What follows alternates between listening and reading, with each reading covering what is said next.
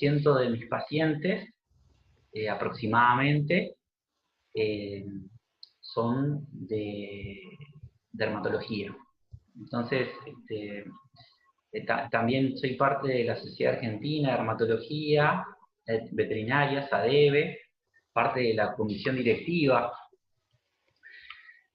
Sí, es un área que está bastante desarrollada hoy en día, y eso está muy bueno porque yo les diría que el 25 a 30, 40% de nuestros casos clínicos diarios tienen algún problema dermatológico. Entonces, es muy importante que tengamos en claro por lo menos los aspectos más importantes de las dermatopatías. Por eso yo ahora les voy a mostrar una clase y en la cual yo voy a marcar, en algunas cosas vamos a ir bastante rápido, porque no es una charla para más tiempo, pero ustedes cualquier cosa me van parando y lo vamos charlando. Bueno, nos tenemos que acordar que esto también figura en todos los libros, de las funciones de la piel, que actúa como barrera anatómica y fisiológica. También nos protege de agresiones físicas, químicas y patógenos, y también actúa como regulador de la temperatura mediante el pelaje, el suministro de sangre. Acuérdense que el menos del 10% del gasto cardíaco llega a la piel, por lo que no todos los fármacos van a llegar de la misma manera. Entonces tenemos que saber elegir qué fármacos vamos a usar. Otras funciones, esto es importante, equilibrio acuoso y electrolítico. Hay muchas enfermedades de la piel que,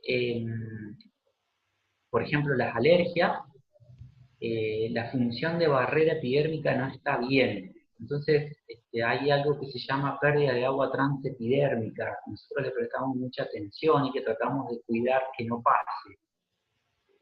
Para eso hay un montón de productos que lo usamos, que lo vamos a ir viendo también.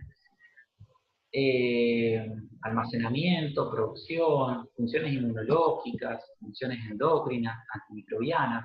Esta es otra cosa importante que hoy en día se le da mucha importancia, que la piel tiene muchas funciones antimicrobianas, es decir, por sí solas hay unas moléculas que se llaman péptidos antimicrobianos, que forman parte de la inmunidad innata de la piel y que también se están utilizando como modelo para producir shampoos.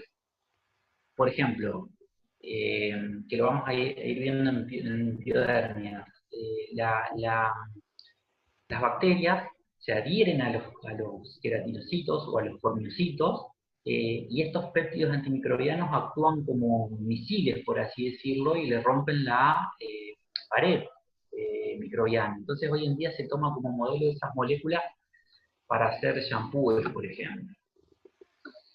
Cualquier cosita me van parando y me van preguntando. Acuérdense de histología, que el estrato epidérmico, la piel, tiene 5 estratos. El estrato basal, el estrato espinoso, el granuloso, el lúcido, que está en algunos sectores, y el estrato córneo. Y a su vez no son solamente queratinocitos, sino que también están las células de Langerhans, hay melanocitos, hay un montón de otras células. Esto lo vamos a pasar rápido. Y ahora sí, acuérdense que las dermatopatías se pueden dividir en pruriginosas, en no pruriginosas y en psicogénicas. Las pruriginosas tenemos las piodermias, las alergias, como la atopía, alergia alimentaria, dermatitis alérgica a la picadura de pulgas, las parasitarias, como sarcópteros, notoedes, y me estoy olvidando de una, que siempre digo que lo voy a colocar y siempre me me olvido, que es la dermatitis por malacesia, que es típica, por ejemplo, de los ovejeros alemanes alérgicos, ya vamos a ver algunos casos. Y las no pruriginosas, como complejo pénfigo, lupus, trastornos de la queratinización, enfermedades endocrinas, y las psicogénicas. Esto no es una división estricta, es decir, no quiere decir que sí o sí va a haber una enfermedad pruriginosa solamente. Puede haber, por ejemplo, un pénfigo foliáceo que se contaminó con una piodermia, una alergia que se contaminó con una piodermia, una alergia que se contaminó con sarcoptes. Eso no es tan estricta la división. O sea, se pueden mezclar las enfermedades, eso es lo que quiero decir. Bueno, ahora pasamos a lo que es piodermia. Una piodermia es una infección bacteriana de la piel, generalmente asociada a una enfermedad de base. Fíjense, 8 o 9 de cada 10 caninos con problemas de piel tienen una piodermia. Es muy fácil que la piel, acuérdense que hay mucho material genético de bacterias en la piel, diverso, es decir, hay muchas especies de bacterias en la piel. Había microorganismos residentes, por ejemplo, y entre ellos estaba el Staphylococcus pseudointermedio, que es el que más dolores de cabeza nos va a dar porque es el que siempre vamos a estar molestando. Por ejemplo, una dermatitis atópica, las piodermias recurrentes son muy, muy frecuentes y hay que estar dándole tratamientos continuamente. Por eso lo que le decía antes, los microorganismos normales en la piel, por encima del estrato córneo, vamos a tener los residentes, como el Micrococcus y el Staphylococcus, y los transitorios, como la Escherichia coli, el Corynebacterium y la Pseudomonas. ¿Se acuerdan por qué se dice que son residentes y no transitorios? ¿Alguien se anima? Creo que tienen abierto alguien el micrófono. ¿No? Bueno, los microorganismos residentes son los que tienen capacidad de multiplicarse en la piel, mientras que los transitorios no.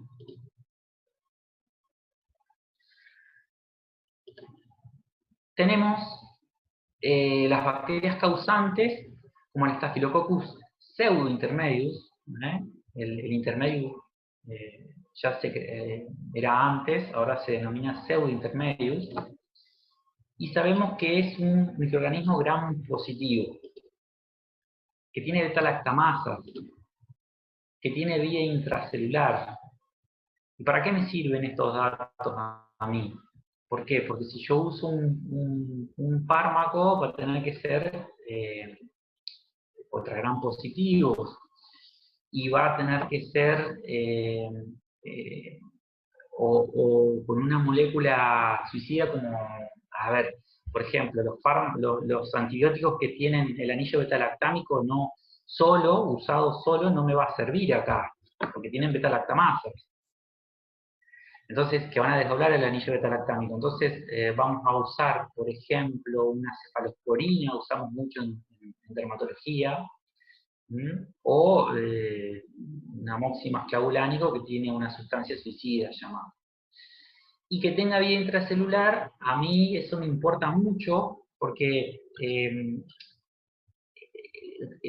me va a definir el tiempo. Si yo, por ejemplo, utilizo una cefalexina, que es la que usamos mucho, no llega al interior del macrófago, por ejemplo, o el polimorfo nuclear. Entonces, lo que puedo usar es o un antibiótico durante mucho tiempo, como por ejemplo una cefalexina durante 30 días, o puedo utilizar una quinolona que llega bien adentro al interior del polimorfo o del macrófago, y la uso durante menos días. Siempre buscamos utilizar o tenemos una regla que utilizar antibióticos de primera elección, de segunda y de tercera. Los de primera elección, ya vamos a verlo, usamos sin tener un cultivo de identificación, por ejemplo, ¿no? Como una cefalexina, clindamicina. Ahora, si ya tengo que pasar a uno de segunda elección, me voy a basar en el cultivo de antibiograma. Eso ya lo vamos a ver también. Y tiene supervivencia del microgranuloma. Eso también es importante. Y tiene adherencia con moléculas hidrocarbonadas que llamamos leptona a receptores específicos de los corneocitos en la epidermis. Entonces, hay muchos shampoos, por ejemplo, que ocupan esos receptores y no dejan que se adhieran a la bacteria y colonice la piel. Otras con menor frecuencia son las bacterias gram negativas, que se da más, sobre todo en epidermias profundas, ya vamos a ver un poco la clasificación, y se da más en felinos. Bueno, esto es una citología que se hizo de una pústula en la cual se ve una cantólisis. Una cantólisis, ¿qué quiere decir? Quiere decir una separación intraepidérmica de los queratinocitos. ¿Vieron que estaban todos unidos los queratinocitos? Bueno, el Staphylococcus libera una toxina que va a romper los desmosomas y va a dejar libre los queratinocitos. Y se va a llenar todo de neutrófilos. Y fíjense que todos estos neutrófilos están degenerados. No se ven las lobulaciones. Eso quiere decir que llamamos que están degenerados porque las toxinas estafilococócicas hacen esto acá. Entonces eso es muy sugerente. Si yo veo pústula y hago una citología y veo esto, es muy sugerente de una infección bacteriana de la piel. Otra enfermedad que produce acantólisis es una enfermedad autoinmune como el complejo pénfigo. Pero ¿cuál va a ser la diferencia? La diferencia es que los neutrófilos, por ejemplo, no están degenerados. ¿Me voy explicando más o menos? Otra característica que tiene el Staphylococcus es que tiene la capacidad de producir biofilm. El biofilm es una comunidad de bacterias, es decir, una agrupación de bacterias que se reúnen, por así decirlo, y forman una matriz extracelular y dejan canales para que circulen los nutrientes, y hay comunicación entre ellas. Entonces, los antibióticos que normalmente usamos no tienen capacidad de atravesar, incluso hay moléculas en esa sustancia extracelular que destruyen las moléculas de antibióticos. Entonces, es un poco complicado cuando hay una cepa capaz de producir biofilm. Por ejemplo, la que más le tenemos miedo y la que más produce es la Pseudomonas notitis. Entonces, cuando nosotros vemos en una citología de oído que hay un bacilo y hacemos un cultivo y vemos que es Pseudomonas, ya sabemos que va a producir biofilm. Entonces, previo a colocar gotas con antibióticos, utilizamos una sustancia que rompa el biofilm. Por ejemplo, indicamos Trihepta en gotas, le decimos que le coloquen, esperen media hora, 40 minutos y después las gotas con antibióticos. Porque el Trihepta va a romper, o el ácido N-acetilcisteínico también va a romper el biofilm, y después la molécula de fármaco va a actuar sobre las bacterias. Entonces eso es otra cosa a tener en cuenta. Bueno, más o menos la fisiopatología. Hay una descamación epidérmica inadecuada, el Staphylococcus pseudointermedio coloniza un área cutánea mayor, hay mayor presencia de neutrófilos y bacterias fagocitadas, y ahí ya se produce la infección. ¿Cuál es la diferencia que yo se lo iba a decir antes, pero bueno. Colonización y infección. La diferencia es que nosotros trabajamos mucho con citología en dermatología. Si nosotros hacemos una citología de superficie y que la hacemos, ya la vamos a ver, pero la hacemos con cinta acetato doble faz. Lo aplicamos sobre el área que queremos ver, lo teñimos y vemos. Si en ese preparado nosotros vemos que hay solamente bacterias, decimos que hay una colonización bacteriana. Si vemos bacterias y vemos neutrófilos fagocitándola, quiere decir que ya el organismo le está molestando, entonces ya ahí hablamos de infección, y ya ahí, si nosotros vemos pocos, que ya los vamos a ver en unas fotos, siendo fagocitados, nosotros podemos decir que hay una infección y podemos ya empezar con un tratamiento. Para eso es importante la citología. Bueno, las características clínicas de una piodermia, hay mucho eritema, que es un enrojecimiento de la piel, hay pápulas,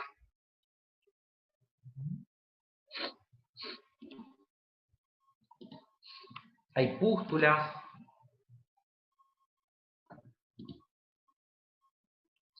Fíjense, nosotros acá podemos, con una aguja, cono naranja, no me acuerdo cuál es el número, rompemos la pared de esa vesícula, de esa pústula, perdón, y de eso nosotros apoyamos un extremo del portaobjeto y ahí podemos hacer un extendido. Y ahí lo teñimos con Giemsa o Giemsa o tinción 15, yo uso mucho la T15, y ahí podemos evaluar si hay bacterias o no, si hay acantólisis o no. Costras, collaretes epidérmicos, esto clínicamente es muy importante. Fíjense que en el collarete epidérmico hay una descamación periférica y una hiperpigmentación central. Eso es característico. Esto fíjense que la descamación es en la totalidad de la lesión. Entonces, esto es más característico de dermatofitosis. Esto es más característico de piodermia. Lo otro es de dermatofitosis. Fíjense, acá hay otro collarete epidérmico. Fíjense la descamación periférica. Siempre es periférica porque la bacteria va creciendo hacia la periferia. Forma centrífuga. Va creciendo por debajo del estrato córneo, lo va levantando. Eso es bien característico del piodermia. Ya cuando veo eso, mi sospecha clínica va a ser una infección bacteriana. Si veo pápulas y veo collarete epidérmico, voy a ya pensar en una piodermia. Acá esto,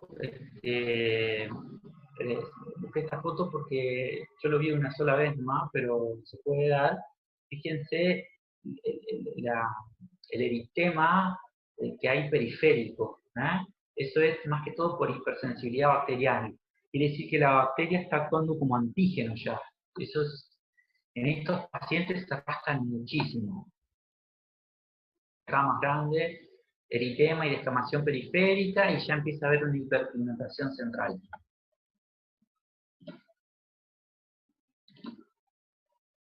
Foliculitis, esto también es típico. Si lo ven así de atrás, como está acá en la foto, van a ver todo como un manto apolillado, llamamos. Eso es característico de la foliculitis. ¿Ven? Yo ya lo veo así, y ya ahí ya voy a empezar a buscar las pústulas, las pápulas, y ver si no voy a hacer una citología. Bueno, las epidermis se pueden clasificar según la profundidad, en de superficie, superficiales, profundas. De superficie son, por ejemplo, la dermatitis aguda húmeda o parche caliente de los Golden, Labrador. Superficiales es las que vimos recién, pápulas, pústulas y collaretes epidérmicos. Esas son las superficiales. Y profundas ya cuando hay una pústula hemorrágica, por ejemplo, o cuando allá hay trayectos fistulosos. Bueno, pueden ser primarias o secundarias, siempre, en el 90% de los casos son secundarias. Las primarias se pueden dar en el golden y en el labrador. Pueden ser primarias, es decir, que se producen porque se producen. Pero si no, siempre son secundarias, a una alergia, a una endocrinopatía. Y según evolución puede ser por progresión, por diseminación o por inoculación, como los patos cuando se muerden, por ejemplo. Bueno, esto vamos medio rápido porque me parece que voy medio atrasado. Según la localización puede ser localizada o generalizada, la que vimos recién era generalizada. Según historia clínica pueden ser refractarias o pueden ser recidivantes. Refractarias quiere decir que si usamos el antibiótico adecuado, a la dosis adecuada y el tiempo adecuado, no responde. Eso quiere decir refractaria. Y recidivante quiere decir cuando usamos el antibiótico adecuado, el tiempo adecuado y la dosis adecuada, se soluciona la piodermia, pasa un tiempito, y vuelve a aparecer. Eso se llama recidivante. Bueno, los diagnósticos diferenciales tenemos todos esos ahí. Los métodos diagnósticos, raspaje cutáneos, no me va a servir para mucho. La citología es lo que hablábamos, con una jeringa, rompo la pared y ahí hago la citología. Acá en este caso se ve un polimorfo con cocos en el interior. ¿Ven? ¿Sí o no? Bueno, acá, por ejemplo, se ven bacilos. Si yo veo cocos siendo fagocitados, yo puedo optar con los antibióticos que yo quiera desde los de primera elección. Si yo veo bacilos, ahí ya tengo que hacer cultivo de identificación y antibiograma. No hay chances cuando hay bacilos.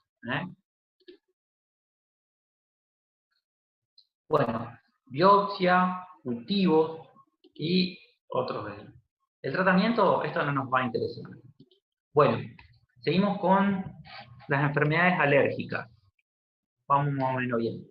Las enfermedades alérgicas, como por ejemplo atopía, que la definición es un paciente es atópico cuando genéticamente está predispuesto a responder a cualquier estímulo con inmunoglobulina E, pero, esa es la definición más importante, pero también hay una dermatitis tipo atópica, que es aquel paciente que responde, o sea, tiene los mismos signos clínicos y demás que una dermatitis atópica, pero no se encuentra IgE.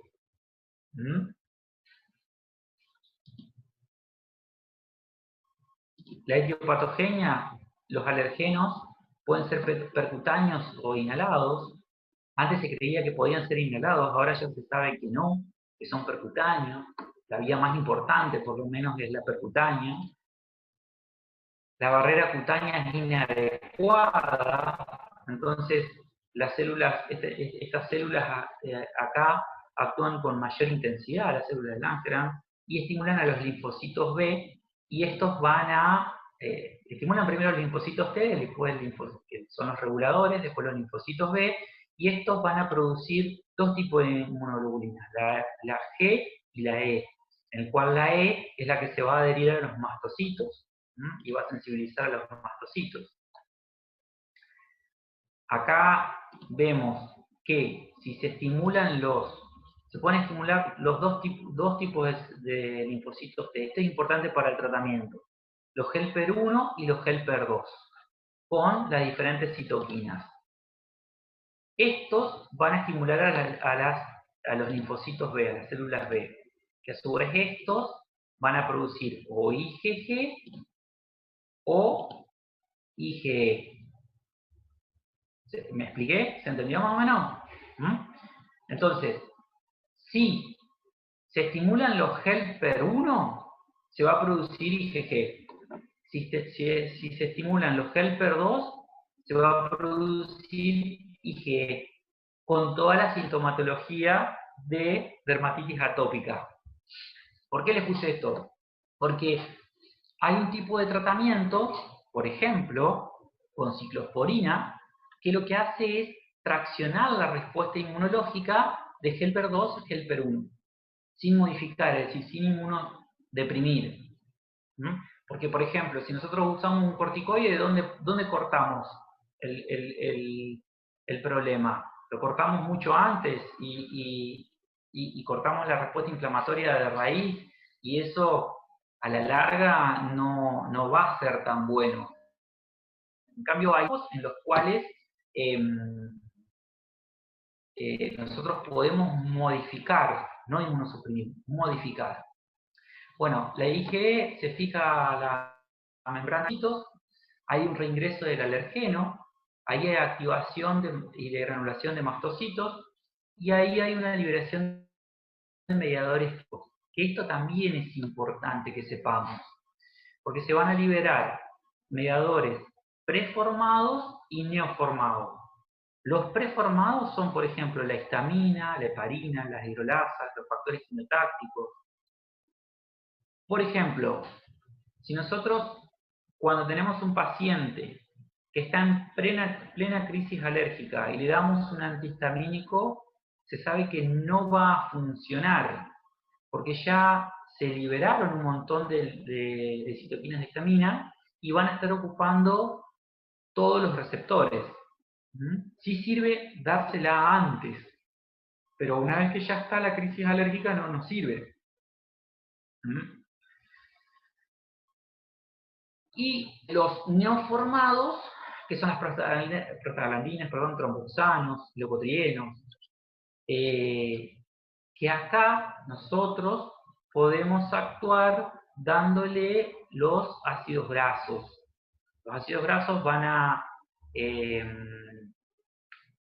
vieron que estos vienen todos del ácido araquidónico, de la membrana plasmática. Entonces, los ácidos grasos omega 3 y omega 6 van a formar ácidos araquidónicos, por así decirlo, menos inflamatorios. Entonces, los ácidos grasos son drogas que son muy lentas. Es decir, vos tenés que empezar a dárselo y recién a los 4 meses vas a empezar a ver un resultado. Pero la finalidad de darle ácidos grasos es que se formen sustancias proinflamatorias, se llaman, no tan inflamatorias como esta. Bueno, esto ya lo vimos. Lo que les quería mostrar acá es que el estrato epidérmico se compara con una pared donde las células son los ladrillos y el cemento es la sustancia intercelular. En dermatitis atópica ya se sabe que hay un defecto en la filagrina, como en humanos. La filagrina es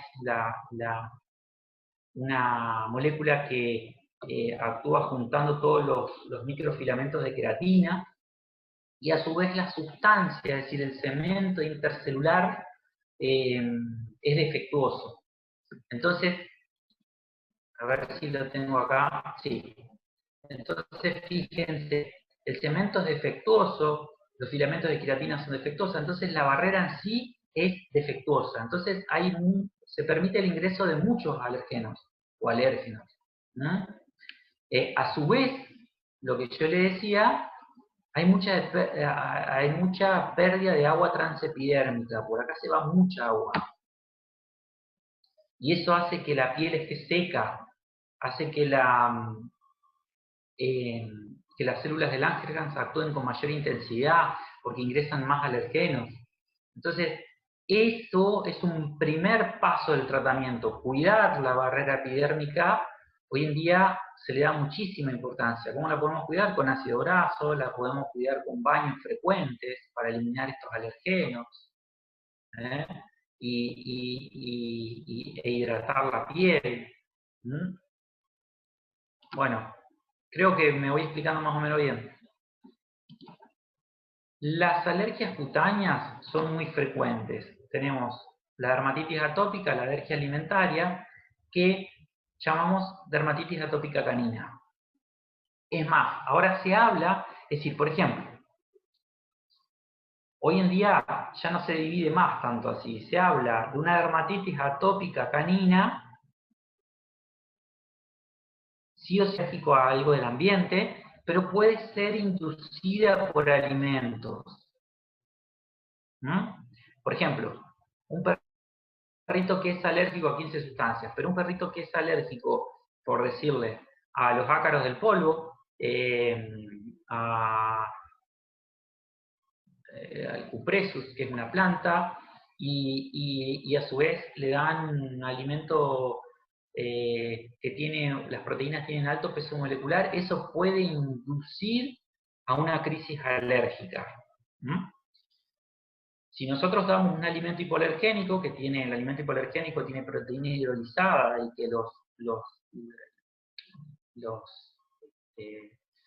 tiene bajo peso molecular cada fragmento, entonces se sabe que podemos ayudar hasta un 25% a ese paciente.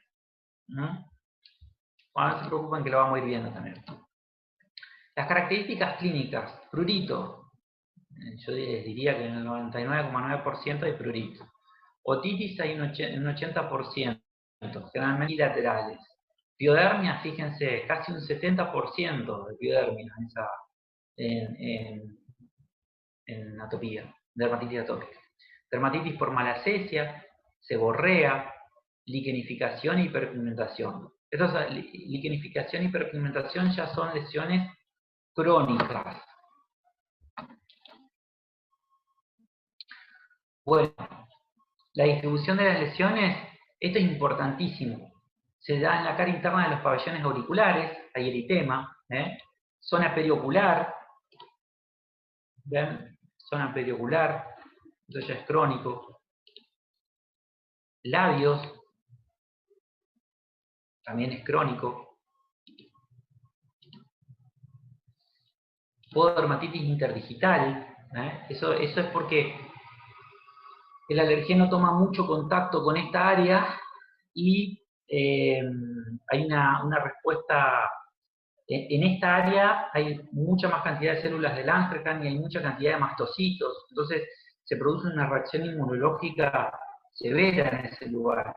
Y a su vez ellos se lamen mucho, humedecen mucho la piel y ahí hay contaminación bacteriana. Por ejemplo, acá, ¿qué harían ustedes para ver si hay contaminación bacteriana o no? Una citología. Y veríamos si hay bacterias siendo fagocitadas o no.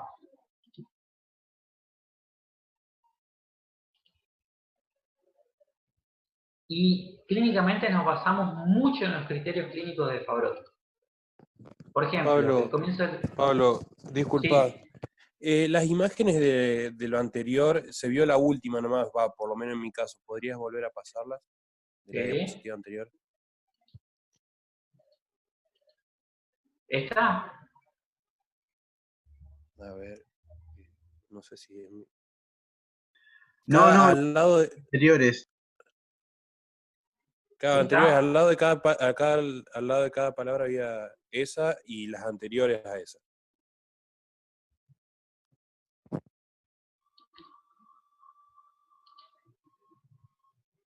A ver, ¿ahí lo ven? Claro, estas eran las que no se vieron. Claro, la de Bueno, ya estamos entonces. labios. Bueno, fíjense, pododermatitis interdigital es lo que vimos. Zona anterior de codos, es importante, y parte ventral de abdomen es la que yo puse recién. Pero bueno, lo que yo les quería mostrar es esto, fíjense. Estas diferencias son importantes. Cara interna de pabellones auriculares. Nunca los bordes de los pabellones auriculares, porque los bordes de los pabellones auriculares son afecciones que lo da la sarna sarcóptica. Otra cosa, zona anterior de codos, donde está la parte flexora del codo. Ahí se da la dermatitis atópica. En la sarna sarcóptica se da en la parte posterior del codo. Eso es importante porque uno de los principales diagnósticos diferenciales de la dermatitis atópica es la zona sarcóptica. Otra vez. ¿Mm?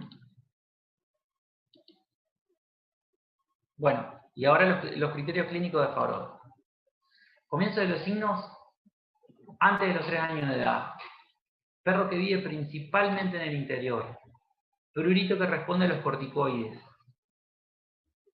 Infección de levaduras crónicas o recurrentes.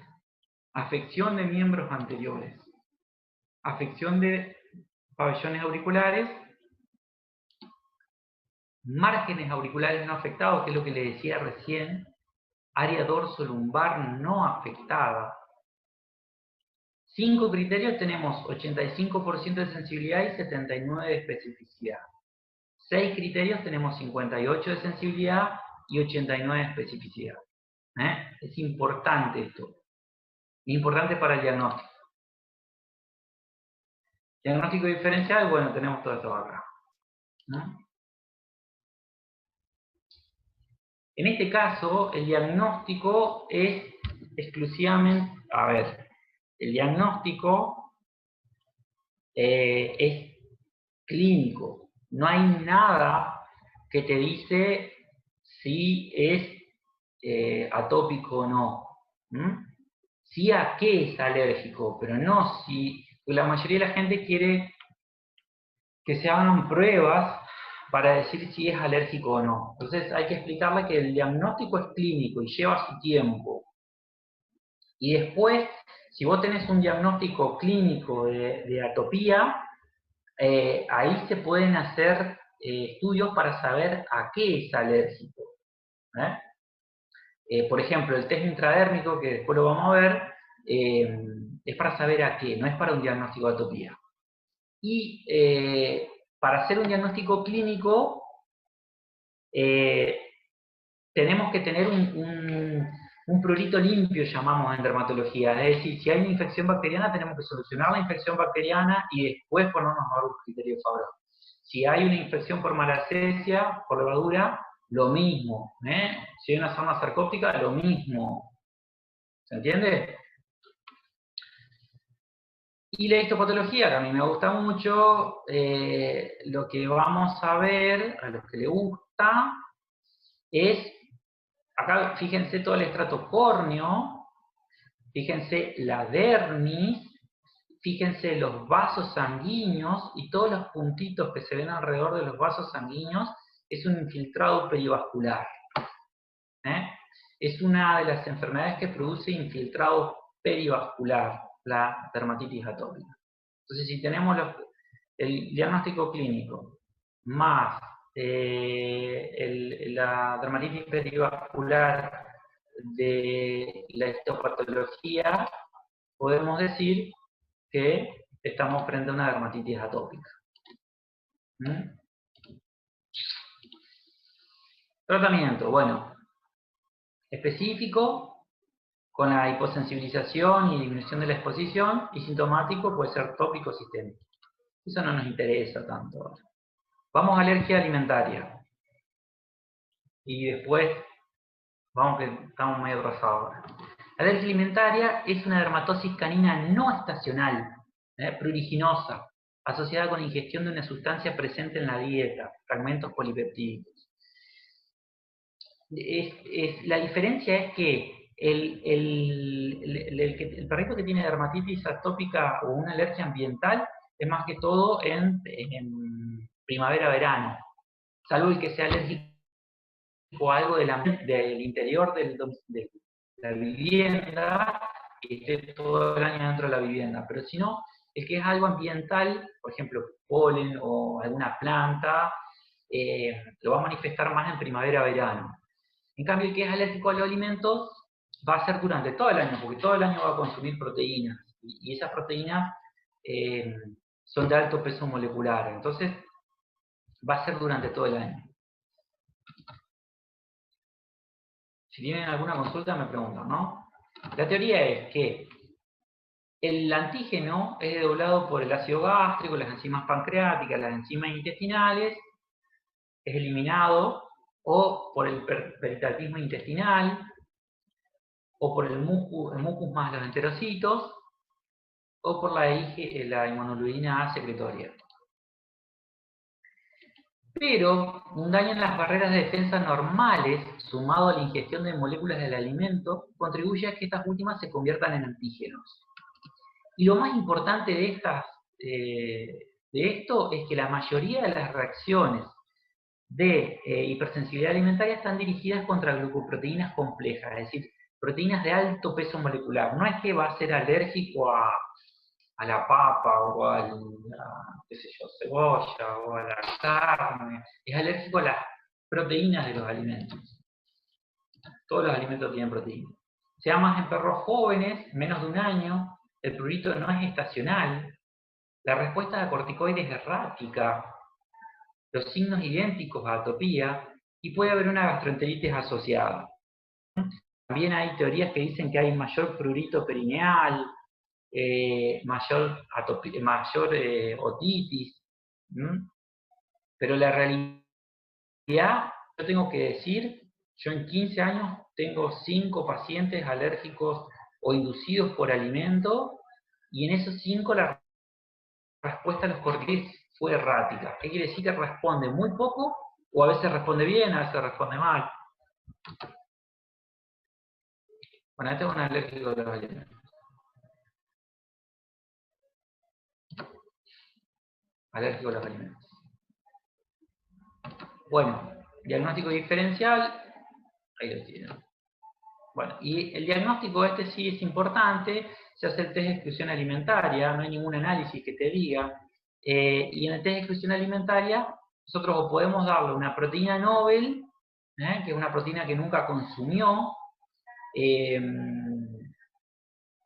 como por ejemplo, se usa mucho, por ejemplo, hasta hace poco se tenía que usar solamente acá en Argentina arroz con papa, y es re difícil conseguirla, algo que nunca consumió. Y sí, lo que se usa mucho es proteína hidrolizada, un alimento comercial en el cual las proteínas son cortadas en fragmentos bien chiquititos, con lo cual disminuye el peso molecular.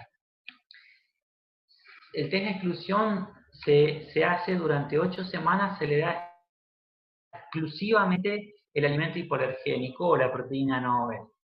O sea, la proteína hidrolizada o la proteína Nobel. Durante esas 8 semanas, si se deja de rascar, nosotros ahí no tenemos el diagnóstico. Lo que hay que hacer es ir dándole diferentes proteínas a ver cuál diferente peso molecular a la cual responde. Y si no se deja de rascar, se descarta la alergia alimentaria. Bueno, esto va muy rápido. La dermatitis alérgica a las pulgas es bastante sencillo. Es una dermatitis papular y pruriginosa en perros sensibilizados a los alergenos de las pulgas. Es la dermatosis por hipersensibilidad más común en regiones del mundo donde abundan las pulgas. La pulga lo que hace es cuando pica, deja en la saliva que tiene muchos polipéptidos, aminoácidos, y el animal ya está sensibilizado y le produce una hipersensibilidad de tipo 1 y tipo 4. Las características clínicas, esto es importante. La edad de inicio generalmente es entre 3 y los 5 años de edad. Si ustedes tienen un paciente, vamos a ver los signos y después les quiero decir algo. Los parches calientes, que es la dermatitis aguda húmeda, que es lo que hablábamos antes, se pueden dar acá.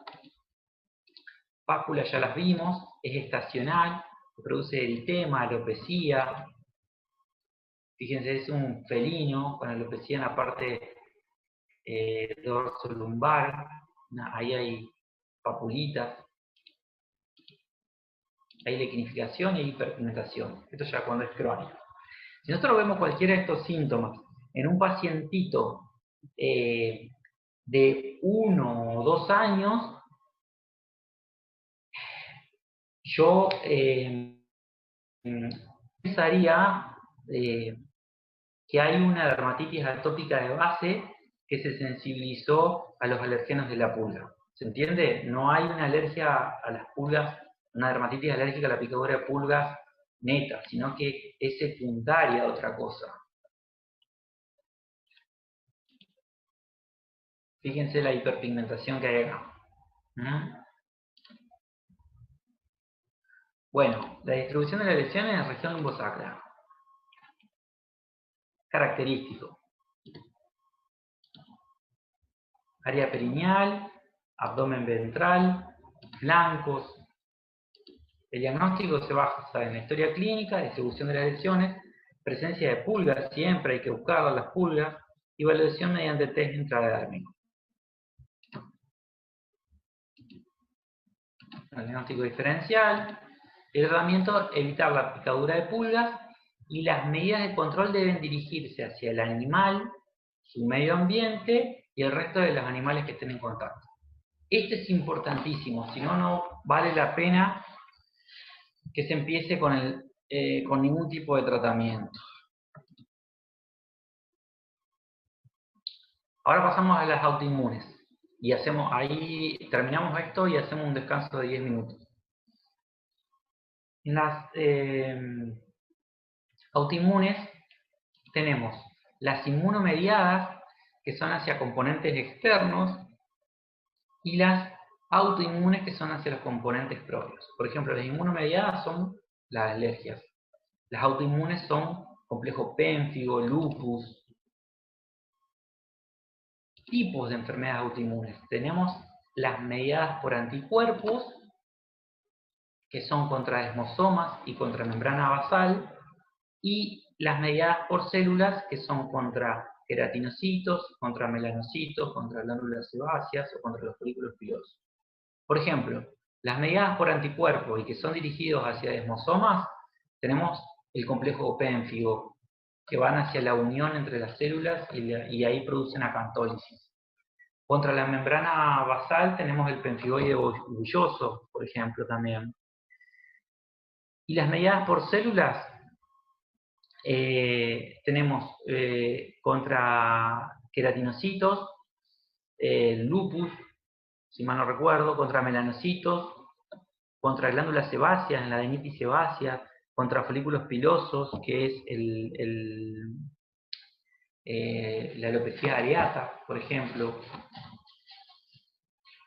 Y el complejo pénfigo es un grupo de enfermedades autoinmunitarias poco frecuentes en perros y gatos. Y se trata de trastornos vesículo-ampollares de la piel o de las membranas mucosas, caracterizados por acantólisis, que es lo que yo le decía, que acuérdense que la acantólisis te la puede dar también una piodermia, pero la citología se pueden diferenciar y se puede confirmar con una histopatología. También otra enfermedad que te puede producir acantólisis son las infecciones por Trichophytum, que es un hongo. También te puede dar. Son las 3 causas de acantólisis. La etiopatogenia, los anticuerpos se dirigen hacia los desmosomas. Estos tienen proteínas, que se acuerdan que eran las desmogleínas y desmocolinas, y a su vez estas van cambiando según los distintos estratos. Todo esto produce acantólisis intraepitelial, lo que conlleva la formación de vesículas. Fíjense, la desmogleína y desmocolina 1 está más en el estrato granuloso, y la desmogleína y desmocolina 3 está más en el estrato basal. ¿Y para qué es importante esto? Porque, por ejemplo, según el lugar o en la parte del estrato en el que se produzca la vesícula, vamos a hablar de un tipo de pénfigo u otro. Por ejemplo, cuando se da bien en la parte subcórnea, hablamos de pénfigo foliáceo o eritematoso. Cuando se da bien en la zona suprabasilar, hablamos de pénfigo vulgar o pénfigo vegetante. Y cuando se da subbasal, hablamos de pénfigo ampollar o pénfigoide cicatrizal. Los factores involucrados, tenemos la raza, como por ejemplo, yo veo muchos poli, veo muchos ovejeros. Todo depende de la región, ¿no? Pero acá por esta región se ven mucho de eso. Fármacos, la penicilina, la fenilbutazona. Había una pipeta hasta hace poco que se sacó del mercado porque se descubrió que producía pénfigo. Y la luz ultravioleta. Hay muchos pacientes que vos los sacás de la luz ultravioleta, de la luz solar, y mejoran mucho. El diagnóstico, la citología que vamos a ver, acantocitos, neutrófilos no líticos, acuérdense que esa es la diferencia a una piodermia, y ausencia de bacterias. Fíjense, neutrófilos no están líticos, no están degenerados, y no vemos bacterias. Y en la histopatología vemos vesículas subcórneas y vesículas suprabasales. Fíjense, ¿se acuerdan de qué es el demosoma?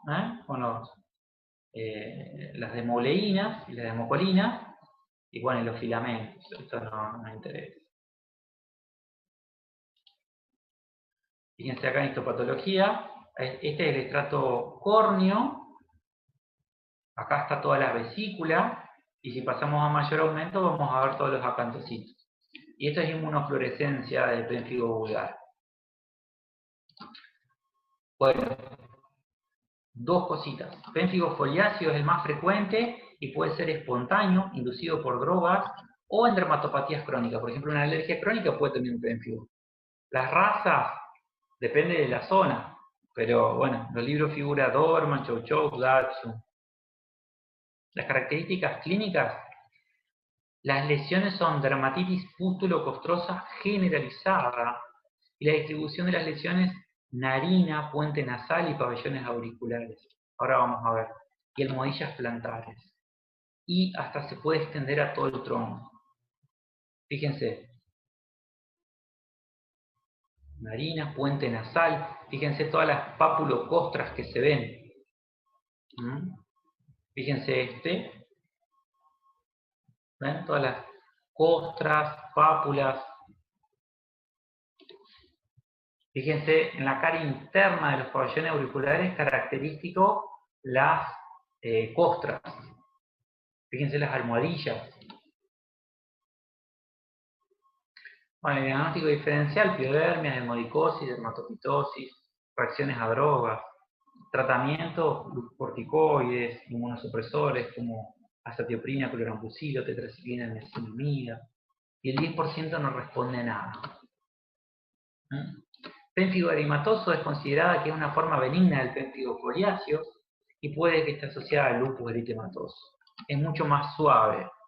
Costras y úlceras en el puente nasal y en los párpados. Los pabellones auriculares también, pero queda ahí, no se extiende como el otro. Y empeora con el sol.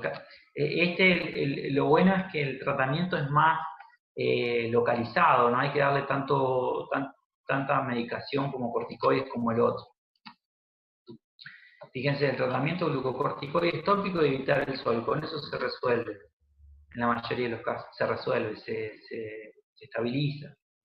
Y el pénfigo vulvar, mucho menos frecuente, esto lo vamos a pasar, es más ulcerativa que costrosa, lesiones en boca, uniones mucocutáneas y puente nasal, párpados y ano. Es rarísimo.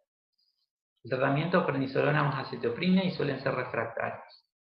Lupus, este es importante, se ve, es frecuente. Puede ser cutáneo discoide o sistémico. El cutáneo discoide es muy frecuente, las razas predispuestas son el coli y el pastor alemán.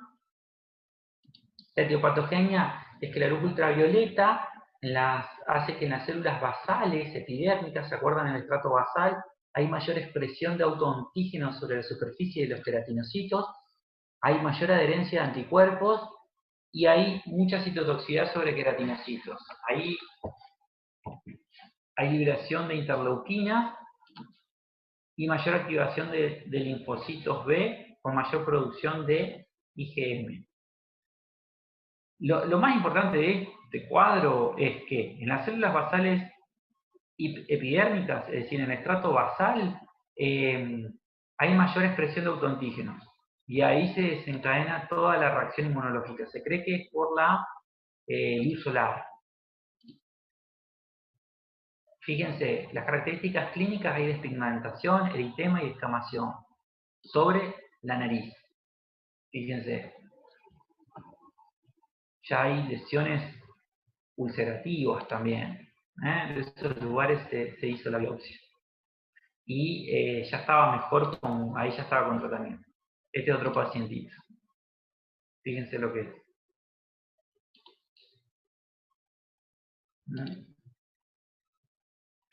Con menor frecuencia afecta área periocular, pabellones auriculares y distal de los miembros.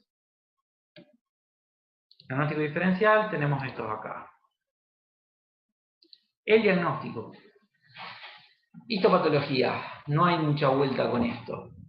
Se ven, en lupus se ve una dermatitis de interfase, que puede ser liquenoide o no.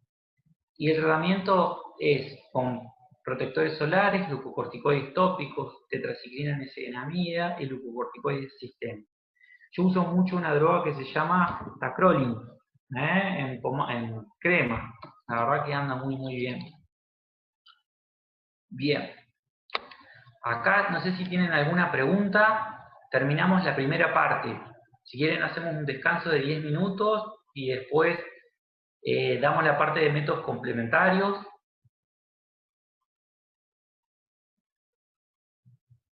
¿Sí, no? ¿Cómo es el nombre de la droga? Perdón, ¿qué dijo recién? Tacrolimus.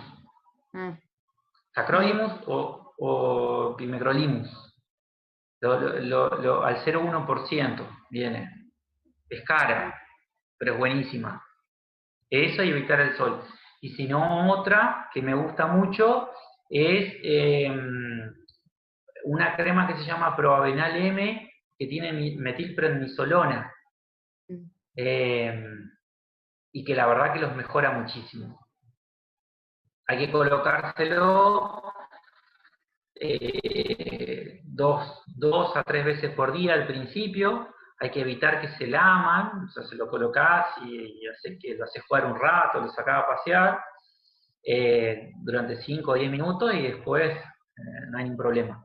Y una vez que lo estabilizás, y después cuando lo estabilizás, es decir, que mejoran las lesiones, lo que podés hacer es hacerlo solamente, por ejemplo, los fines de semana. Colocárselo. Eso se llama terapia en pulso, que se usa bastante. Genial, gracias. De nada. Bueno, 10 minutos. Son las 19:10. A las 19:20 arrancamos para dar todo lo otro.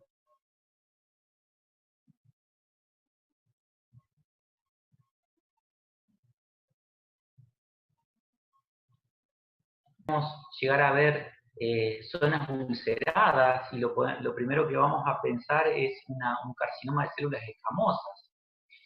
En la edad, ¿por qué es importante? Porque yo si tengo un cachorro que viene con pododermatitis y una piodermia generalizada, lo más probable es que yo ya esté pensando en hacer un raspaje porque voy a tener en mi mente una demodexia.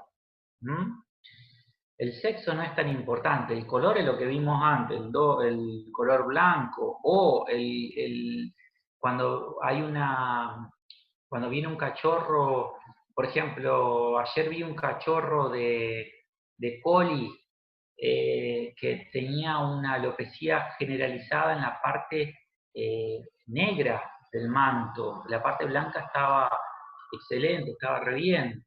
Entonces ahí lo que primero pienso es una alopecia por dilución del color, una alopecia del color negro. Entonces, esas cosas hay que detallar, hay que prestarle atención. La anamnesis, tenemos que tener en cuenta que el 70% de nuestro diagnóstico va a ser por la anamnesis. Así que fíjense lo importante que es. En la anamnesis, por ejemplo, cuánto hace que empezó, si es solamente estacional, si es en primavera o verano, si empezó de chiquito o empezó de grande, si tuvo otitis, qué medicación le dieron, cuál fue la que mejor respondió. Otra cosa del examen clínico que hacemos en cuanto a la anamnesis es preguntarle Por ejemplo, nosotros tenemos una escala analógica que decimos, le preguntamos al propietario, del 1 al 10, un 10 se rasca día, noche, deja de comer para rascarse, deja de jugar para rascarse. Y un 1 se rasca 1 o 2 veces por día. ¿Dónde lo encuadra? Entonces, la mayoría de las veces te dicen 8, 9, 10. Y después en la siguiente consulta que vos hiciste el tratamiento y todo, le volvés a preguntar lo mismo. Porque siempre van a volver y van a decir que se siguen rascando. Eso es algo clásico. Entonces, si vos le haces hacer ese ejercicio, la próxima consulta viene y te dicen, se rasca un 4, un 5. Entonces, ahí ya vas viendo mejorías y vas viendo dónde estás ubicado. El examen físico, vemos las observaciones generales, las que ya sabemos, que son, bueno, todo lo que es las constantes y demás, y el examen dermatológico, más específico, nos vamos a esto que es imprescindible, que son las distribuciones de las lesiones. Por ejemplo, una dermatitis atópica vamos a tener lesiones en las manos anteriores, en la cara interna de los pabellones auriculares, en la parte ventral. Una dermatitis alérgica a la picadura de pulga, vamos a tener lesiones en el área dorso-lumbar, en esta zona triangular, parches calientes ahí, alopecia. En la sarna sarcóptica vamos a tener lesiones en el borde de los pabellones auriculares, en la cara, en la parte externa de los codos, o en la parte extensora de los codos. En una enfermedad autoinmune como pénfigo, por ejemplo, vamos a tener lesiones en el puente nasal, en las zonas perioculares, en las almohadillas. ¿Ven por qué es importante la distribución de las lesiones? Y también es muy importante la morfología de las lesiones, como diferenciarlas entre lesiones primarias y secundarias. Pápula o placa es una lesión primaria, pústula es una lesión primaria, y lesiones secundarias tenemos alopecia, descamación, se dan muchas enfermedades. Las costras, comedones, liquenificación, ya esto habla de cronicidad. Fíjense, este es un pacientito con dermatitis por malacesia. Tiene en la parte ventral del cuello, tiene toda esta liquenificación. Nunca nos tenemos que olvidar del examen, de la inspección de los oídos y los espacios interdigitales. Espacios interdigitales siempre es importante. Fíjense, acá se ve un poco de eritema. ¿Y qué puntos tenemos que tener en cuenta? Primero, si es pruriginosa o no es pruriginosa. Y si es con o sin infección secundaria.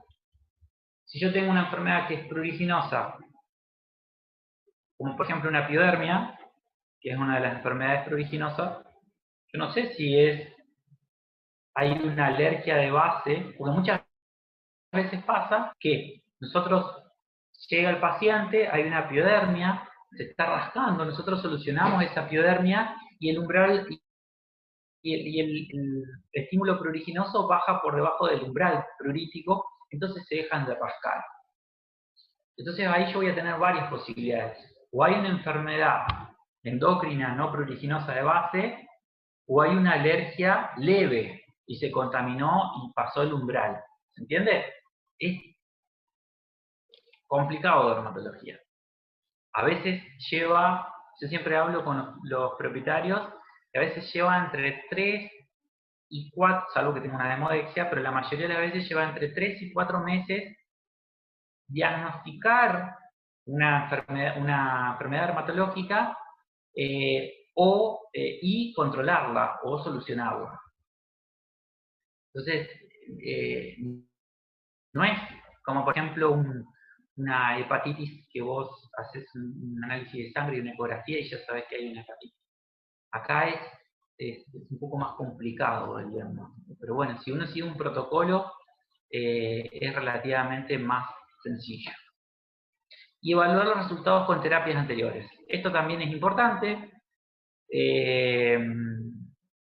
Por ejemplo, si yo en mi anamnesis veo que es una enfermedad estacional, que de primavera a verano, que es muy pruriginosa, que tiene lamido de manos, que tuvo otitis y que responde bien a los corticoides, ya está, yo ya tengo mi diagnóstico de enfermedad alérgica. No hace falta seguir indagando y demás.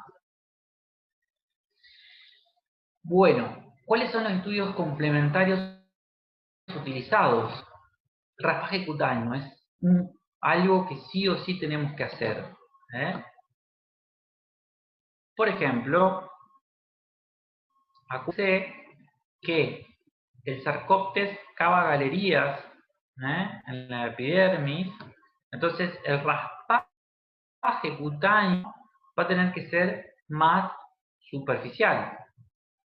No hace falta llegar a un puntillado hemorrágico y no hace falta apretar la piel. A veces hacemos pliegues y le apretamos la piel cuando sospechamos de demodexia, porque el demodex habita más en el folículo piloso, entonces nosotros apretamos para que abra el folículo piloso, se abra el poro y salga más el demodex a la superficie, y el raspaje lo hacemos hasta puntillado hemorrágico. O sea, es una diferencia importante para el raspaje.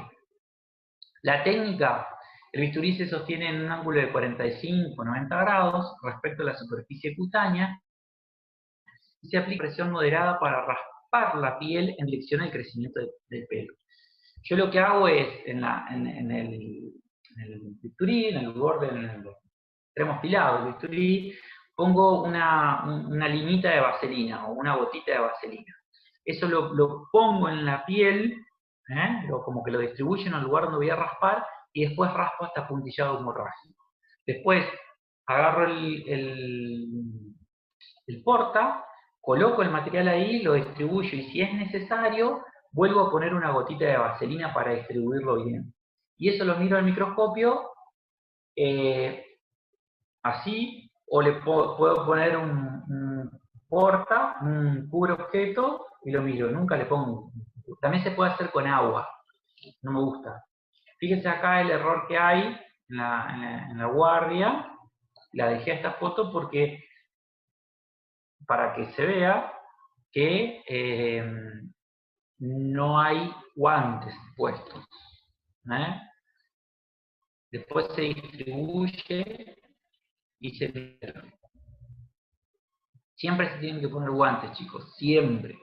Hay enfermedades más, que cada vez tenemos más cerca, como por ejemplo la leishmaniasis, que es una zoonosis, o la criptococosis, o la esporotricosis, que también son zoonosis, y que nosotros, por no ponernos guantes, entonces siempre hay que ponerse guantes. Una vez colocado el portaobjetos sobre el microscopio, se cierra el diafragma irídico para que se genere mayor difracción y contraste, lo que facilita el reconocimiento de los ácaros. Fíjense esto. ¿Por qué es importante saber en qué estadio está? Si hay muchos huevos o hay pocos, si hay larvas, si hay ninfas, si hay adultos. ¿Por qué?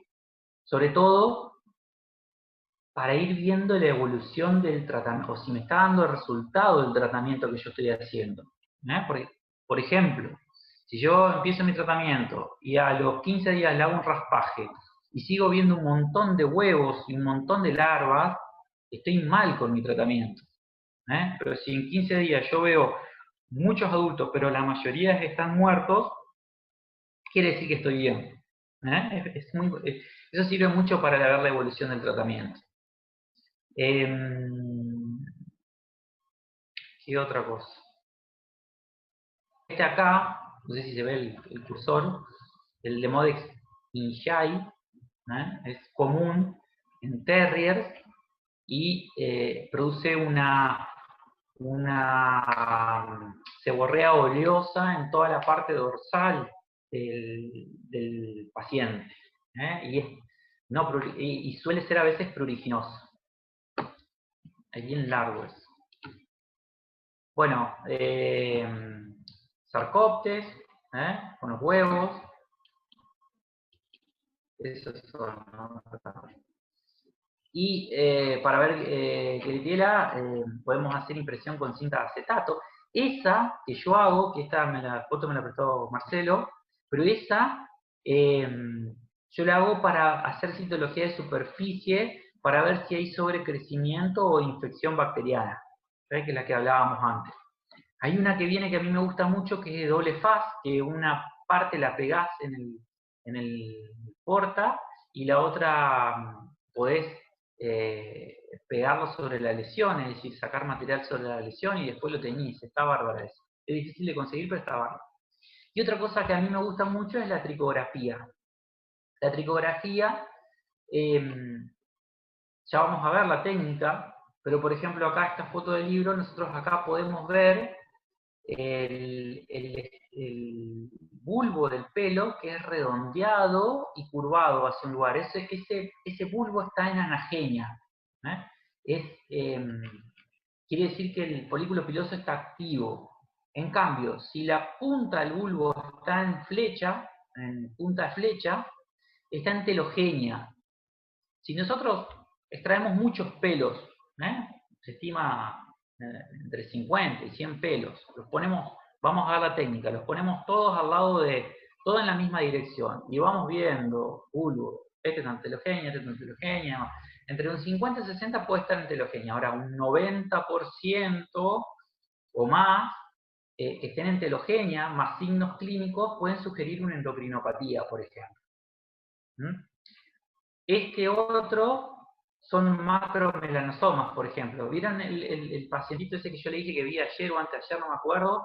Coli, que tenía toda la parte negra del pelaje alopécica y toda la parte blanca bien.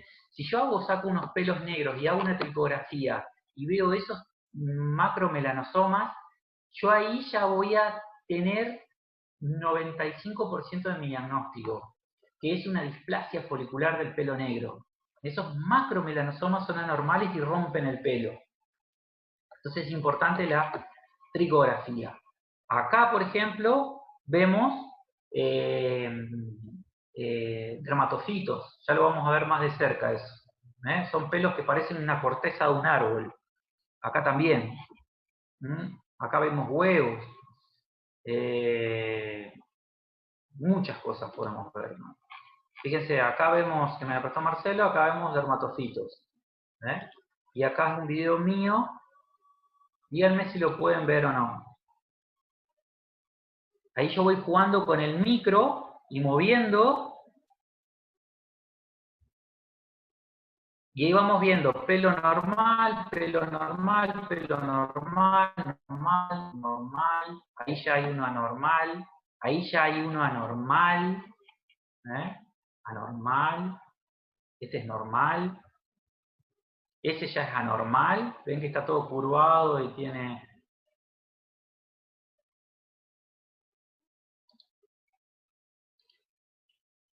Este ya es a mayor aumento. Fíjense, de los pelos anormales que yo vi, paso a mayor aumento. Y juego con el micro también. Y fíjense cómo se ven. ¿Ven todas esas bolitas? Son dermatofitos exotrix, llamamos. Están por fuera del pelo. Por fuera de la corteza. Van comiendo toda la queratina. ¿Ven? ¿Ven todo eso? Bueno, si yo tengo una clínica, ¿vieron la diapo que les pasé que había toda una descamación en toda la lesión del área alopécica? Bueno, si yo de los extremos de esa lesión saco pelos y hago esto, hago una tricografía, ya es diagnóstico. Después tengo que ver qué especie si es un Microsporum canis, un Gypsum o un Trichophytum. Eso ya tengo que hacer cultivo, pero ya mi diagnóstico ya está, una simple tricografía. La tricografía se hace así. Hay unas que vienen que tienen una goma acá, que es tan buena, Pero bueno, con una simple hemostática se hace así. Se buscan pelos, se los extraen, se pone una capita de vaselina y se le pone un cubre o otro corta. Y ahí se lo ve, lo que vimos antes. Otro método complementario es la citología, que ya la venimos viendo. Acá vemos un montón de queratinocitos con núcleos pignóticos y anucleados y un montón de bacterias. Esto esto es sobrecrecimiento, no es infección, es sobrecrecimiento, es la etapa previa a la infección bacteriana. Esto ya es una acantólisis con un montón de polimorfos degenerados, que lo vimos también. Acá hay un montón de bacilos pegados a los queratinocitos. Es muy, muy importante. Bueno, esto ya lo vimos. Se le corta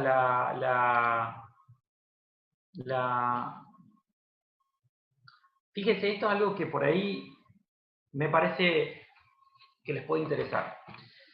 Vieron que es una pústula esto, pero no es una pústula de ese color típico de color pus, por así decirlo. Es más un color rojo, hemorrágico. Eso quiere decir que se rompió la membrana basal. Entonces ahí ya estamos hablando de una piodermia profunda. Ahí rompemos la capita de la pústula, colocamos el porta, le hacemos un extendido y miramos. Otra forma es hacer un PAF, una punción con aguja fina. Este es un perro que tenía un linfoma. Otra es ver malacesias. ¿Ven? Esto con la citología de superficie ya lo podemos ver. Forma de zapato o de pelo. Acá hay un sobrecrecimiento de malacesia. Se habla de cuando vemos más de 5 malacesias por campo de 40 por, ya hablamos de sobrecrecimiento de malacesia. Otros, tenemos el examen con lámpara de Wood, que eso lo usamos porque es una lámpara especial, que hay que esperar 15 minutos que se caliente, da muchos falsos positivos. No está mal hacerla, pero tiene sus cositas. Cultivos fúngicos. El cultivo fúngico, acuérdense que yo les dije que lo utilizamos solamente cuando cuando lo vemos.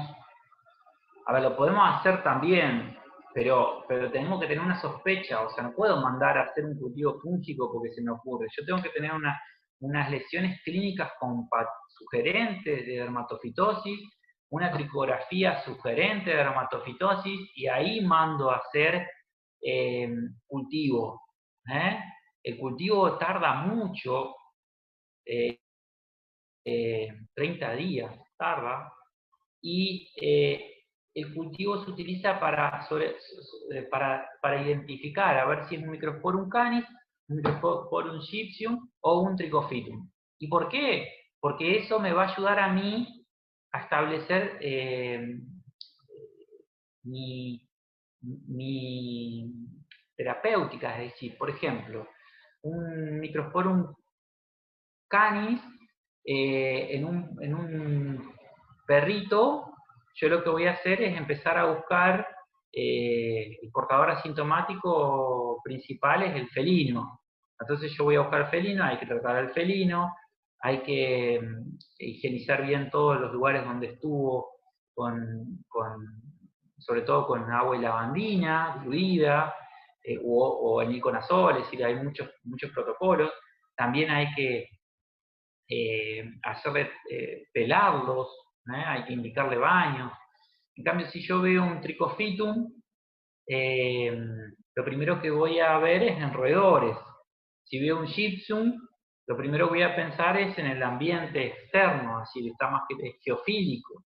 ¿Se entiende? Es más que todo para eso, para detallar a ver dónde voy a ir con mi protocolo terapéutico. Cultivos bacterianos, lo usamos lo mismo. Hacemos una citología, vemos si hay cocos o bacilos. Si hay cocos, no hace falta. Si hay bacilos, sí o sí hay que hacer cultivo de identificación antigrama.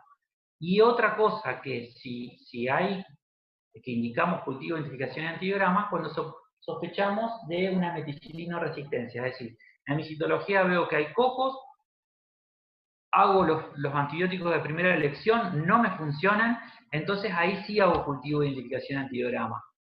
Y ahí sí, de los que me da el laboratorio como referencia, voy a utilizar los antibióticos de segunda elección.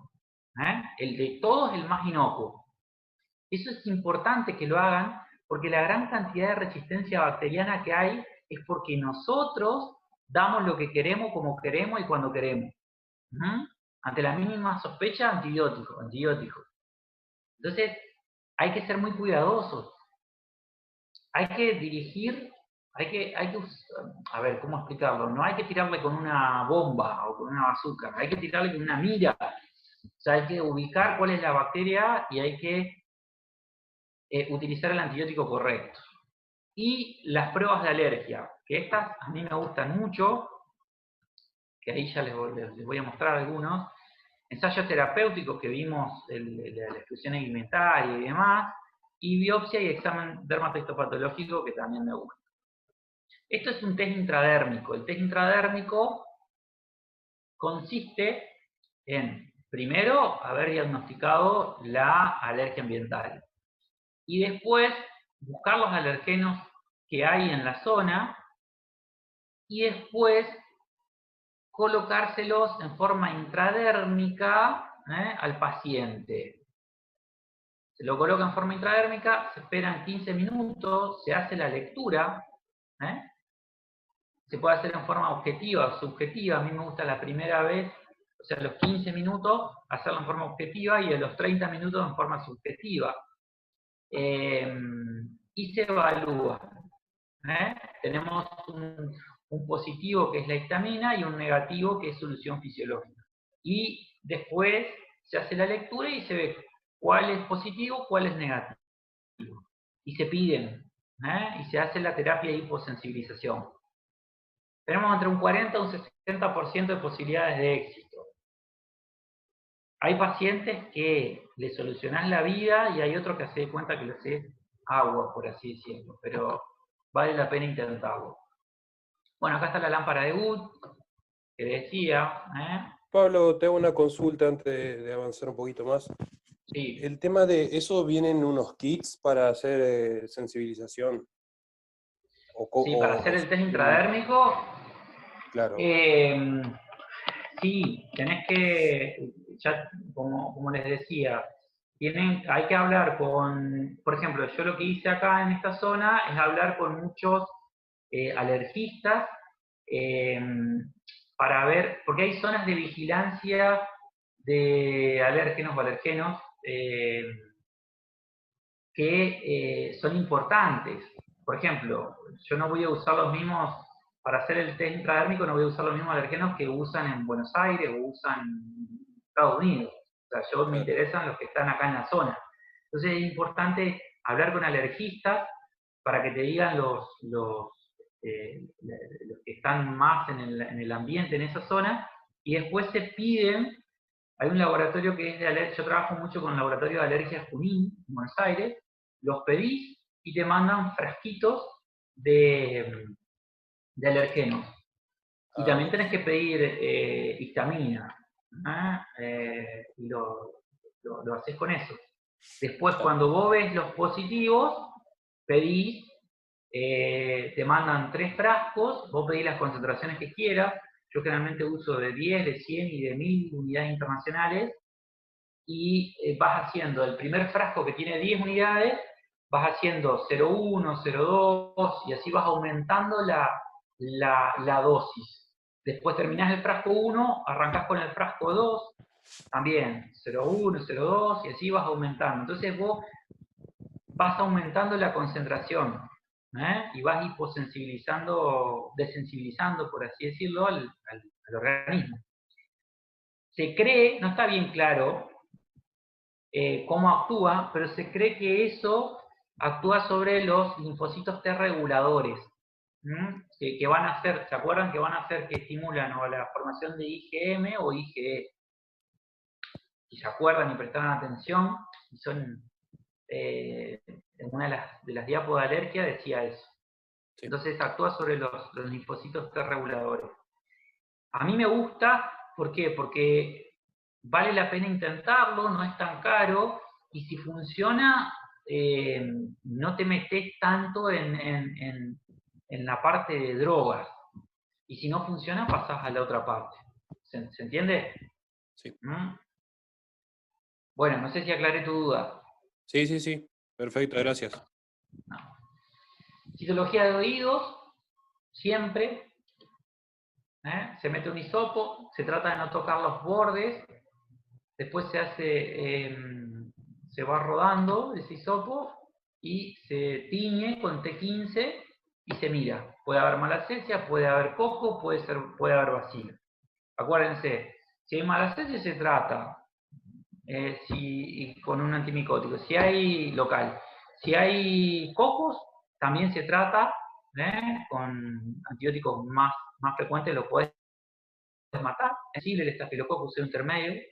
Y si hay bacillus, ya hay que hacer un cultivo de identificación y usar, acuérdense, sustancias antibiofilm, porque tienen mucha capacidad de producir biofilm. Y la biopsia, la biopsia está indicada, la biopsia de histopatología, cuando tenemos, fíjense, esta es una alopecia simétrica bilateral, que no está contaminada, no hay prurito. Entonces es lógico, hay que hacer un raspaje y bueno, una buena anamnesis y todo, y llegas a la conclusión de que si es una alopecia simétrica bilateral no prurítica, uno de los métodos de elección es la dermatohistopatología. Se hace con un poco de anestesia local. Y en este caso,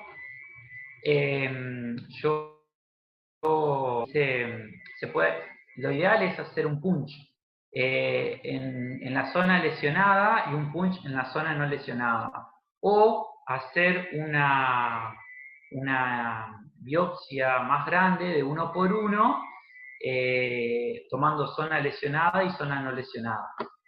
Pero la idea es siempre tener una muestra de zona lesionada y otra no lesionada. Siempre es importante con la pinza no tomar la piel, o sea, no machacarla, sino que lo agarrás más del subcutáneo.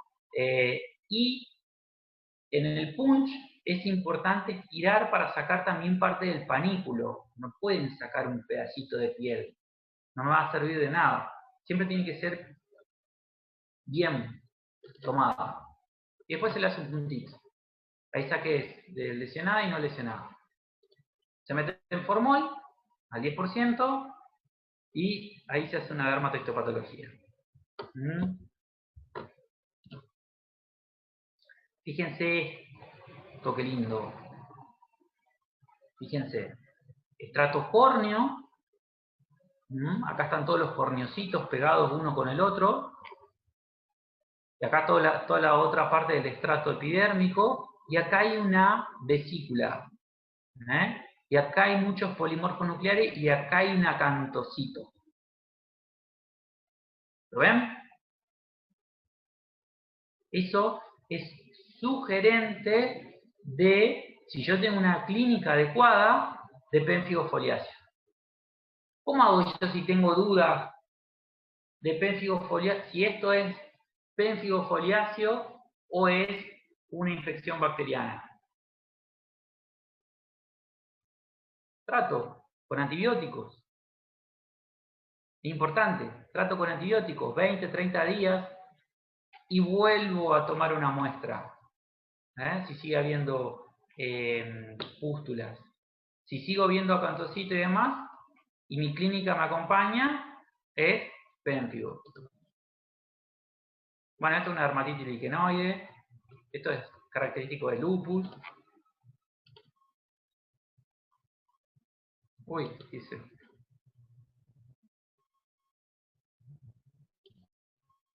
Ay.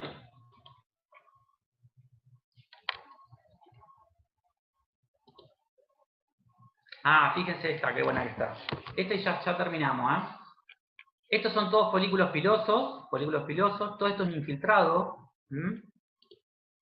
Y fíjense adentro de los folículos pilosos las artrosporas. Acá está el pelo y acá están todas las artrosporas comiendo el pelo.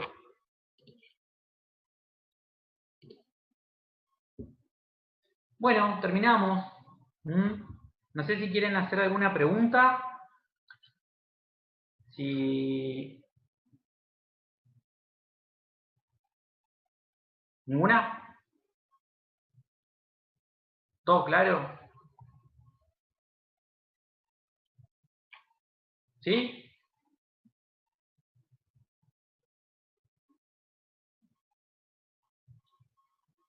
Bueno.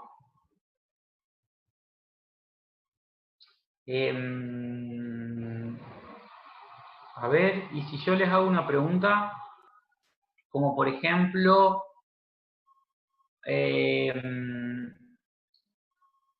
si ustedes ven en una citología bacterias, ¿qué buscarían?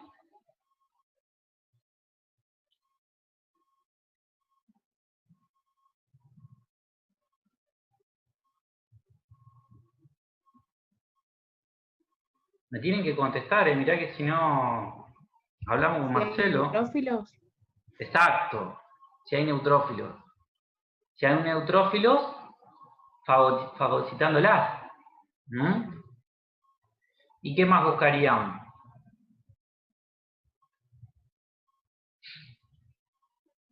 Si hay neutrófilos, fagocitándolas, perfecto. Pero a mí, ¿qué me interesa? ¿Qué tipo de bacterias? ¿Qué dijimos? Si hay cocos, es muy probable que sea el Staphylococcus pseudointermedius. Y... Con antibióticos. Exacto. Con los antibióticos de primera elección llamamos. Que son cefalexina, clindamicina. Antibióticos suaves que lo matás. Fácil. Lincomicina, amoxicillin clavulánico. Todos son antibióticos de primera elección. Y si hay bacilos, acuérdense que es importante.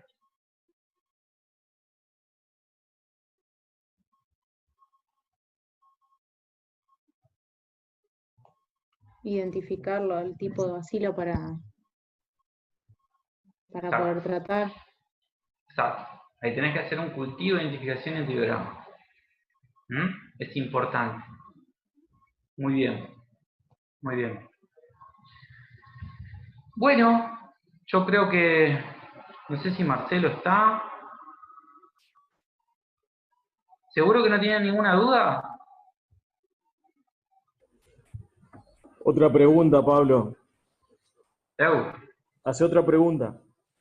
¿Otra pregunta? Bueno, ya que estamos, vamos a preguntar. Los que responden hacen el coloquio. Dale. Mirá que hay una que viene respondiendo, Ivana viene respondiendo. Ivana una más y no hace el coloquio. Dale. Si yo tengo una lesión alopécica, circular, con descamación en toda la lesión, ¿qué hago ahí? ¿Qué métodos complementarios tengo en mi mente? Muy fácil. ¿Cómo eres el pelo? Tricografía. Están respondiendo en el chat. En el chat no, Orán. Tomá los pelos de del borde de la lesión. Miren que eso, me lo van a, piénsenlo, porque si me voy a enojar, eso es algo que yo me enojaría. Piensen lo que van a decir. Un raspaje, Bien, ¿quién lo dijo? Matías. Pero estaba escribiendo en el chat, pero no podía habilitar el micrófono, perdón, recién puedo. Bueno, Marcia, anotá Matías que ese respondió bien, excelente. Anotado, anotado. ¿Y qué otra cosa? ¿Cómo seguirían?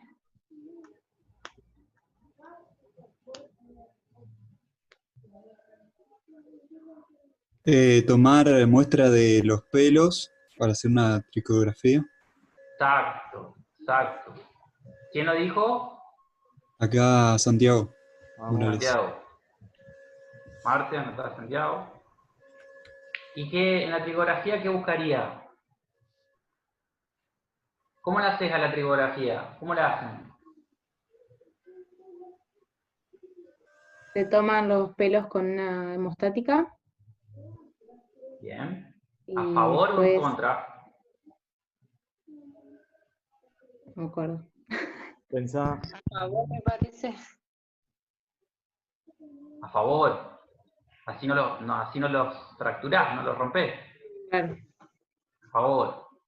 Y después ¿qué haces? Los sacás y los pones En donde. un porta con una gotita de vaselina.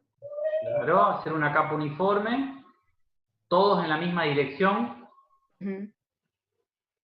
que pones un cubre o un porta, y ¿cómo lo vas a mirar? Siempre ordenado, siempre arrancando de dónde, del abajo que es el bulbo. Ujú. Y yo nombré dos cosas en la tricografía del bulbo, que podían ser de dos formas. ¿Quién se acuerda? Si era puntiagudo en flecha, estaba en telogenia, en fase de reposo. ¿Y eran qué? Telogenia puede ser. Sí, telogenia, ¿cuál es? ¿Cómo es? Forma de flecha. Bien, punta de flecha. Perfecto. Y si eso es en telogenia, quiere decir que no está funcionando. Y si está en anastenia, ¿cómo es? Redondeada. Bien, y curvada. Ujú. Bien, perfecto. Y después se van al cuerpo del pelo. Y ahí, ¿qué forma tienen los pelos que están con dermatofitosis? ¿Son pelos lindos? Irregulares. Que parecen una corteza de un árbol. Así todo. Parece que estoy hablando con mi hijo, tengo uno de 5 y uno de 3, y es lo mismo. Marce, ¿estás anotando vos? Sí, anoto. A mí Bueno, me parecían como rugosos. Bien, eso, bien rugosos. ¿Y qué tengo que hacer para verlo? Primero, a mayor aumento, veo los que están feos, que están rugosos y demás. Y eso paso a mayor aumento. Perdón, a menor aumento veo los que están feos y rugosos. Y cuando los identifico paso a mayor aumento. ¿Y ahí qué hago? En mayor aumento, ¿qué hago? ¿Qué tengo que jugar? Tengo que jugar con el micrométrico. Y ahí voy a ver los esporos. Yo mostré los endotrix o los exotrix. ¿Estaban por dentro en la médula o por fuera? Los exotrix eran, que eran Por como fuera. puntitos. Bien. Sí, por fuera. Entonces, ahí, fíjense, de la lesión alopécica descamativa en toda la lesión, que le hice un raspaje y no vi demodes, y saqué pelos de la periferia, e hice una tricografía y vi esos esporas, yo ya ahí tengo un diagnóstico de dermatofitosis. Entonces, a partir de eso, yo mando al laboratorio. Yo creo que no les dije, pero la mejor técnica para laboratorio, cómo voy a remitir esa muestra, es o haciendo raspaje en seco de las lesiones descamativas en un sobre de papel, o en un frasco taparrosca, sin nada, también sacando pelos de la periferia, o hay una técnica que me gusta mucho que se llama técnica de Mackenzie, que manda al propietario a comprar un cepillo de dientes nuevo, me lo trae, yo lo saco al cepillo de dientes, le paso en todo el animal, sobre todo en los felinos se usa mucho eso, le paso en todo el animal, en las lesiones escamativas y demás, lo vuelvo a poner en el envoltorio, lo cierro bien y lo mando al laboratorio. Eso es lo que yo voy a mandar, pero previo a haber identificado el dermatofito. Porque, ¿qué puede pasar?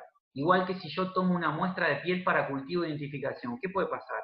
Hay un montón de bacterias y un montón de hongos en la piel, sobre todo los hongos son contaminantes, pero en la piel hay un montón de bacterias que pueden desarrollar. Entonces eso no me sirve para nada, me sirve para confirmar mi sospecha clínica, si yo mando a hacer eso. ¿Me explico lo que quiere? Entonces ustedes tienen que esforzarse en tener un diagnóstico clínico. Y créanme, en dermatología sirve muchísimo raspaje y citología, y tricografía en el caso de sospecha de dermatofitosis. Son cosas muy sencillas que nos acercan mucho al diagnóstico y que podemos solucionar mucho. Bueno, Marce. Listo. Ya estamos terminando, ya son las 8:10. Entonces, ¿a quién aprobamos? Y no sé, lo charlamos después. Bueno, listo. Gracias, Pablo. Bueno, gracias a ustedes. Chau. Chao, gracias. Chau, chau. Chao, gracias. Muchas gracias. Gracias.